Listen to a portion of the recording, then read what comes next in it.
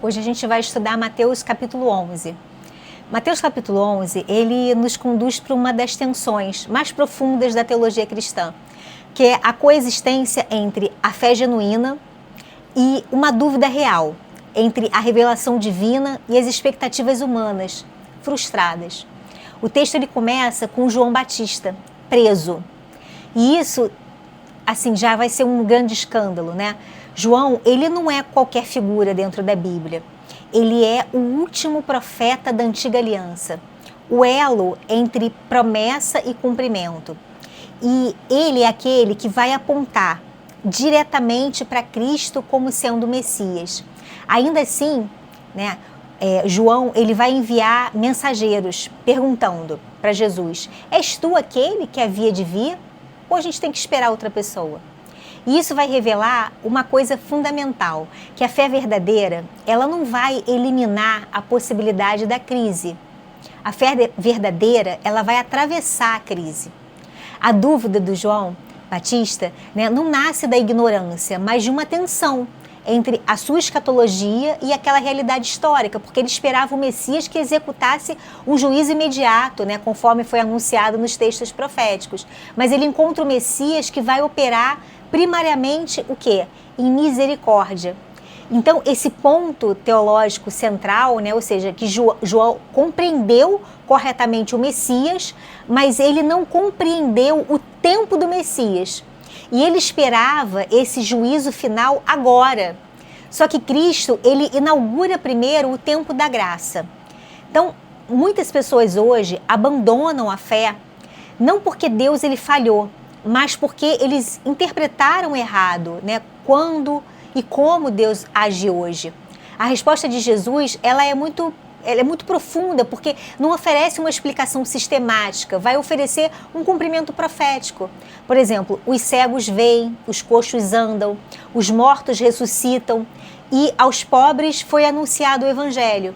Jesus, ele está citando implicitamente Isaías, ou seja, ele vai responder João como uma escritura cumprida. Então, isso ensina algo muito precioso para a gente, que a fé, ela não se sustenta nas circunstâncias, mas na revelação objetiva de Deus. Então, vem uma advertência para a gente, né? Falando assim, bem-aventurado é aquele que não se escandaliza em mim. Ou seja, a palavra escandaliza aqui, ela carrega a ideia o quê? De tropeço, de rejeição, por causa da forma como Deus ele age. Então, teologicamente, isso vai revelar que o maior obstáculo para a fé não é a ausência de evidência, mas é uma incompatibilidade entre o Cristo real e o Cristo que o homem está idealizando, né, na sua imaginação. Então, a gente não precisa, por exemplo, de um Cristo que se encaixe na nossa expectativa. A gente precisa se submeter a esse Cristo que foi revelado nas Escrituras. Aí, em seguida, Jesus ele vai exaltar João. Esse é um ponto crucial, porque mesmo com dúvida, João ele não perde a sua posição nesse plano da redenção. E isso destrói uma visão superficial de espiritualidade que existe o quê? Uma perfeição emocional para você estar validando a sua fé. Teologicamente, isso vai apontar para uma diferença entre fraqueza da fé e ausência de fé. Ou seja, João Batista, ele não abandonou a fé, ele lutou com ela. Então depois, Jesus ele vai confrontar aquela geração, vai revelar um problema muito mais profundo, que é essa rejeição sistemática da revelação. João, ele veio com austeridade, ele foi rejeitado. Jesus, ele veio com graça e foi rejeitado. Então, isso expõe um princípio teológico, né? Que o problema do homem não é falta de evidência, não, mas é uma depravação do coração. Então, quem não quer se submeter a Deus, sempre vai encontrar várias justificativas para ficar rejeitando Deus, independente da forma como ele se revelar, mesmo até com sinais e milagres e maravilhas. Então, a gente chega nesse clímax teológico do capítulo, quando Jesus ele declara que ninguém vai conhecer o Filho senão o Pai. E ninguém vai conhecer o Pai senão o Filho. E aquele a quem o Filho o quiser revelar. Isso não é impressionante? Aqui está a doutrina da revelação soberana. né, que o conhecimento de Deus, ele não é produto da capacidade do ser humano. Não é. É capacidade de revelação divina. É Deus que se revela. Então isso desmonta qualquer ideia de que o homem, pela sua própria razão, pode alcançar Deus. Porque o acesso ao Pai é mediado através de Jesus. Então não é o homem que vai descobrir Deus, é Deus que vai se revelar para o homem. Entendeu? Imediatamente, né, após afirmar a soberania da revelação, Jesus ele vai fazer um convite universal. Ele fala assim: vinde a mim todos. E aqui a gente tem uma tensão também muito importante, né, sobre soberania divina e responsabilidade humana coexistindo. Porque Deus ele vai revelar soberanamente, mas o convite ele é aberto. Você aceita se você quiser. Então isso não é contradição, isso é um mistério revelado, né? A gente, né, nós somos responsáveis por responder esse chamado, mesmo sabendo que a salvação ela é obra de Deus. O convite é um convite específico para quem está cansado e para quem está sobrecarregado. Isso vai apontar diretamente para a doutrina do pecado, porque o pecado ele não é assim apenas uma culpa jurídica, ele é um peso existencial, ele oprime, ele escraviza, ele esgota. O homem, ele não só peca, mas ele carrega esse peso nos ombros. E Jesus, ele oferece algo que nenhuma religião oferece, que é o descanso para a alma. Não é um alívio superficial, é você estar reconciliado com o Criador do universo.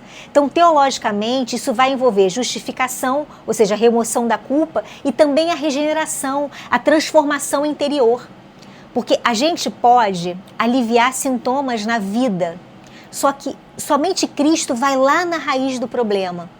Então, Jesus, ele fala também de jugo, ou seja, isso é muito rico, porque ele não vai remover toda a carga somente, ele vai substituir o jugo. Então, isso significa que a vida cristã não é ausência de submissão, mas é mudança de senhorio. Tem outra pessoa te comandando. Ou você está sobre o domínio do pecado, ou você está sobre o senhorio de Jesus. E isso é que cria esse paradoxo do Evangelho. O jugo de Cristo ele é leve, porque ele é sustentado pela graça de Deus. Então, não é obediência para ser aceito, é obediência porque você já foi aceito. Você consegue entender? A religião ela cansa porque ela exige desempenho, mas o Evangelho ele transforma porque ele dá graça. O Evangelho ele encerra o seu caráter, ele nos torna mansos, humildes de coração. E isso é muito profundo, porque o Deus encarnado, ele não se apresenta como uma figura opressora, mas como uma pessoa acessível, né? A humildade de Cristo não vai negar a divindade dele, não. Vai revelar a forma como Deus escolhe para poder se relacionar com os pecadores. Ele não esmaga aquela pessoa que está quebrada, ele restaura. A crise de João Batista vai mostrar que até aquelas pessoas mais firmes, elas podem vacilar. A resposta de Jesus mostra que a verdade, ela não muda por causa da nossa dúvida. O convite de Cristo revela que, apesar de tudo, a graça, ela continua disponível para as pessoas. A pergunta final não é se a gente tem dúvida, a pergunta é o que a gente faz com essa dúvida. Né? A gente usa como uma desculpa para a gente poder se afastar de Deus, ou como uma ponte para poder se aproximar de Cristo. Porque, no fim, a gente não pode ficar neutro, como eu falei. Né? Ou você tropeça em Cristo, ou você encontra um descanso nele. E nesse descanso, não vai ser só na teoria, não. Ela é uma realidade que é oferecida hoje para mim e para você. Bom, terminamos o capítulo. Se você quiser saber mais sobre o Evangelho de Mateus, assiste os outros vídeos. Deixa um comentário, um like, compartilha com alguém que precisa estudar a Palavra de Deus.